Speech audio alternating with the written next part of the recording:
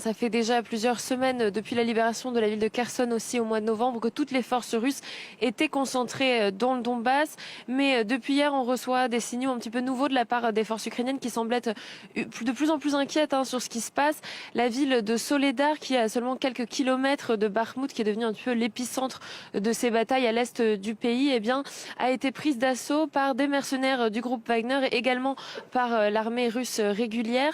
C'est une ville qui est assez stratégique parce qu'il y a de nombreux tunnels liés à l'extraction de sel et donc ça pourrait aussi expliquer la raison pour laquelle les forces russes veulent absolument s'en emparer. Prendre ces villes et ces villages autour de Bakhmout, c'est aussi un moyen pour les Russes d'encercler la ville.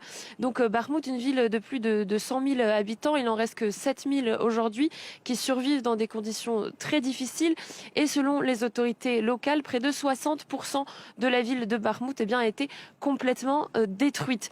Donc aujourd'hui, les stratégies utilisées par les mercenaires de Wagner sont plus offensives et plus violentes selon l'armée ukrainienne, ce qui explique des bilans plus importants et des combats plus féroces que lorsque c'est tout simplement l'armée régulière russe qui agit avec des manœuvres et des tactiques militaires plus classiques.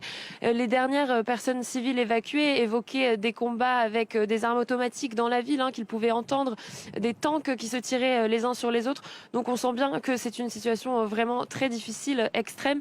Et pendant ce temps, eh bien, les frappes continuent dans d'autres zones du pays, à Kherson aussi, qui avait été libérée.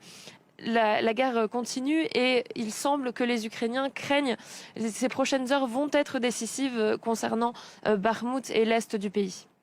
Bonjour Astrid, l'Ukraine et la Russie se livrent aussi une bataille de communication féroce autour de frappes russes sur des casernes à Kramatorsk.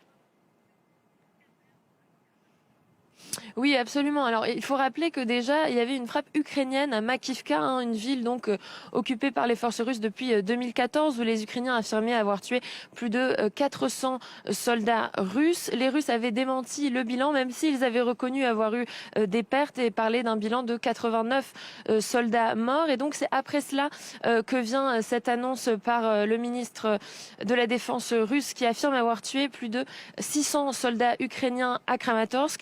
Les Ukrainiens ont immédiatement démenti le bilan, même s'ils ont reconnu des frappes. Il y a eu 7 missiles qui auraient touché la ville de Kramatorsk, mais ils parlent d'un bilan beaucoup moins important. Critique la Russie, parle de propagande concernant ces chiffres. Alors, il n'y a pas eu pour l'instant de bilan indépendant, donc il faut prendre avec précaution tous les chiffres que l'on entend, mais il semblerait aussi, selon des journalistes présents sur place à Kramatorsk, que les frappes auraient fait moins de 600 personnes, des personnes qui ont pu constater les dégâts, parler d'immeubles plus petits qui sans doute accueillaient un petit peu moins de soldats ukrainiens. Mais ce qui est sûr, c'est que la bataille concrètement continue et la bataille de la communication également.